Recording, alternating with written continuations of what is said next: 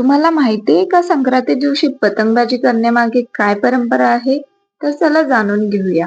मकर संक्रांतीच्या दिवशी सूर्य उत्तरायण होतो आणि थंडीच्या काळात सूर्यकिरणे थेट पृथ्वीवर पडतात. अशा वेळी पतंग उडवताना अंगावर ऊन पडून जीवनसत्व डी मिळते आणि हिवाळ्यातील आजारांचे प्रमाण कमी होते. या दिवशी लहानांपासून मोठ्यांपर्यंत सर्वजण उत्साहाने पतंग उडवताना दिसतात. रंगीबेरंगी पतंगांनी भरलेले आकाश पाहणे हा या सणाचा अविस्मरणीय अनुभव ठरतो. पतंग उडवणे हे आनंद, विजय आणि प्रगतीचे प्रतीक मानले जाते. पौराणिक कथांनुसार पतंग उडवण्याची परंपरा प्रभू रामांनी सुरू केली, अशी श्रद्धा आहे. मकर संक्रांतीच्या दिवशी त्यांनी उडवलेली पतंग देवलोकात पोहोचली होती, असे सांगितले जाते. त्या परंपरेचे स्मरण म्हणून आजही मोठ्या प्रमाणावर पतंगबाजी केली जाते.